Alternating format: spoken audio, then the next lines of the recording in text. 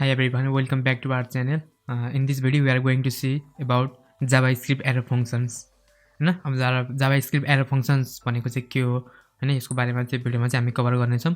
Well हाम्रो function चाहिँ already छ है एन्ड एरर फंक्शन्स पनि सिमिलर हो बट यो चाहिँ हाम्रो JavaScript ES6 मा चाहिँ इन्ट्रोड्युस गरिएको थियो हैन.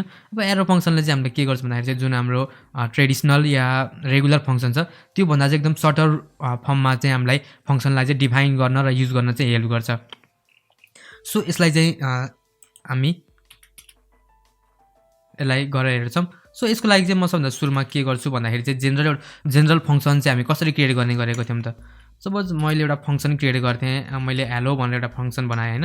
मैले हेलो भनेर एउटा फंक्सन बनाए भने मैले यसमा चाहिँ अब सिम्पल के गर्न सक्थे भन्दा चाहिँ रिटर्न गरेर मैले हेलो वर्ल्डलाई मैले रिटर्न गर्न सक्थे हैन. यो चाहिँ हाम्रो के भयो regular function. This is our regular function हैन. रेगुलर फंक्सन भयो. अब मैले यहाँनिर सिम्पल हेलोलाई चाहिँ कल गर्दाखेरि चाहिँ हाम्रो के हुन्थ्यो हाम्रो फंक्सन चाहिँ आउँथ्यो हैन. सो म यसलाई सेभ गर्छु हैन र सेभ गरेर म यसलाई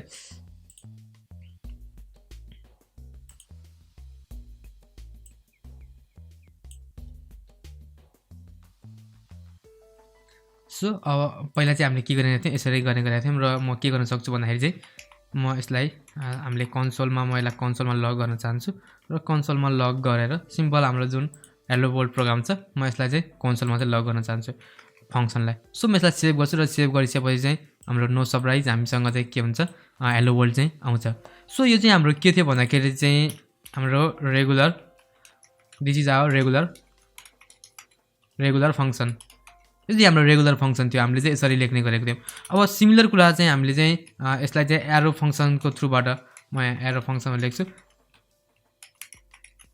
एरो फंक्सनबाट गर्नु पर्यो भने चाहिँ हामी कसरी चाहिँ गर्न सक्छौं त भन्दाखेरि चाहिँ यसको लागि चाहिँ सिम्पल हामीले के गर्नुपर्छ भन्दाखेरि चाहिँ म यसलाई सिम्पल के गर्न सक्छु भन्दाखेरि चाहिँ एउटा लेट हेलो गरेर हैन यो चाहिँ ओके. सो लेट हेलो गरेर अब हामीले यहाँनिर चाहिँ अब चाहिँ फंक्सन एप्लाई गर्नुपर्छ है. मैले चाहिँ एउटा भेरिएबल बनाएको मात्रै हो. अब जुन हाम्रो यो फंक्सन थियो यो सबैलाई अब यसलाई चाहिँ यहाँ कसरी लेख्न सकिन्छ भन्दाखेरि चाहिँ सिम्पल फंक्सनको ठाउँमा यो दिनु र इक्वल टु दिएर यो साइन एरो फंक्सन भनेको चाहिँ यो हो. र एरो फंक्सनमा चाहिँ अब मैले चाहिँ के गर्न सक्छु त म भन्दाखेरि चाहिँ यहाँनिर रिटर्नमा चाहिँ म के गर्न सक्छु म हेलो वर्ल्ड भनेर म रिटर्न गर्न सक्छु. हेलो वर्ल्ड 2 भन्छु म हैन हेलो वर्ल्ड 2 भन्छु र सिम्पल म यसलाई यस्तो गर्छु र म कन्सोलमा लग गर्दाखेरि फेरि यसलाई नै लग गर्छु म. सो लाइक दिस म यसलाई सेभ गर्छु हैन. यतिलाई म यसले एरर देखाइरहेछ मलाई हैन र हैन. म यसलाई चाहिँ सबभन्दा सुरुमा सेभ गर्छु र as you can see comment गर्छु एन्ड सेभ गर्दाखेरि चाहिँ हाम्रो हेलो वर्ल्ड 2 चाहिँ यसरी चाहिँ हाम्रो चाहिँ आएको छ as you can see. So arrow फंक्सन्सले चाहिँ के गर्छ भन्दाखेरि हाम्रो कोडलाई चाहिँ एकदम सर्टमा लेख्न चाहिँ यसले हेल्प गर्छ. त्यस्तै एनदर फिचर चाहिँ के छ भन्दाखेरि यदि हजुरहरूको कोड चाहिँ 1 लाइनको छ भन्ने हजुरलाई थाहा छ भने चाहिँ हजुरले यो कर्ली ब्रेसेस पनि लाउनु पर्दैन. जुन हामीले कर्ली ब्रेसेस लाउँथ्यौं यो कर्ली ब्रेसेस पनि लाउनु पर्दैन. एन्ड अगेन यो जुन रिटर्न छ रिटर्नलाई पनि हजुरहरूले चाहिँ यसलाई पनि युज गर्नु पर्दैन. सो म यसलाई रिटर्न पनि हटाइदिन्छु यहाँबाट र रिटर्न पनि हटाइसकेपछि एज यु क्यान सी हाम्रो जुन लाइनको कोड हाम्रो यति लाइनको कोड रेगुलर फंक्सनमा हामीले लेख्नु पर्थ्यो अब चाहिँ हामी जस्ट 2 लाइनमा चाहिँ यसलाई चाहिँ लेख्न सक्छौं. Like as you can see हाम्रो चाहिँ यो छ एरो फंक्सनले चाहिँ हामीलाई यो फिचर चाहिँ दिन्छ. सिम्पल अगेन म यसलाई कमेन्ट गर्छु र अर्को एउटा फंक्सन बनाउँछु.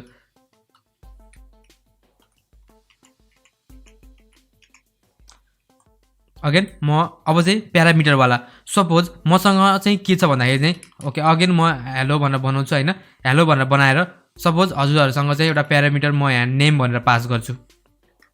नेम भनेर पास गर्छु र एरो फंक्सन चाहिँ म यहाँनिर क्रिएट गर्छु.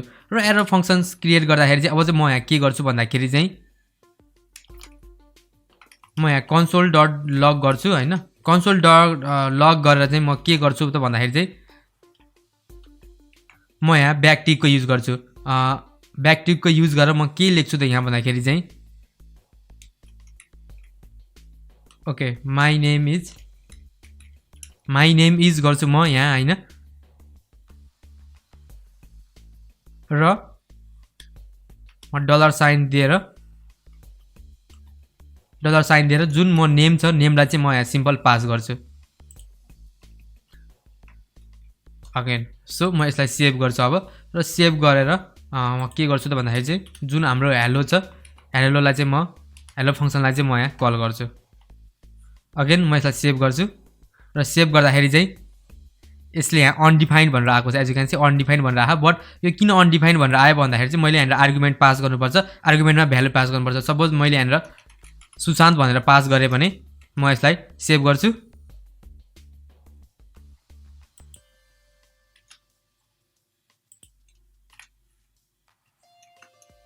सो मैले यहाँनिर as you can see Sushant भनेर मैले यसरी पास गर्दाखेरि चाहिँ यु क्यान सी यहाँनिर चाहिँ हाम्रो चाहिँ जुन यो सुशान्त छ सुशान्त चाहिँ हाम्रो नेममा गरेर चाहिँ पास भयो अगेन एरर फंक्सनमा हजुरले युज गर्दै हुनुहुन्छ भने चाहिँ हजुरको एउटा मात्र छ भने चाहिँ एउटा मात्रै छ भने आर्गुमेन्ट छ भने यसलाई हजुरले यसरी पनि लेख्न सक्नुहुन्छ अगेन एन्ड हजुरको कोड अफ चाहिँ एउटा मात्र लाइनको छ भने चाहिँ हजुरले यो मैले भनिसकेको छु यो कर्ली ब्रेसेस पनि लाउनु पर्दैन एज यु क्यान सी हाम्रो यो गर्दाखेरि पनि हाम्रो चाहिँ यहाँनिर चाहिँ पास चाहिँ भइरहेको छ हैन हाम्रो यो फंक्सन काम गरिरहेको छ अगेन यदि अब हजुरहरूले यहाँनिर अब सपोज म एउटा एज भन्ने पनि पास गर्छु र एज भन्नेमा म अगेन यहाँ के गर्छु यहाँनिर ओके म यहाँनिर एजमा 21 भनेर पास गर्छु र जुन हाम्रो यहाँनिर छ अगेन म यहाँ यस्तो दिएर म फेरि जुन हाम्रो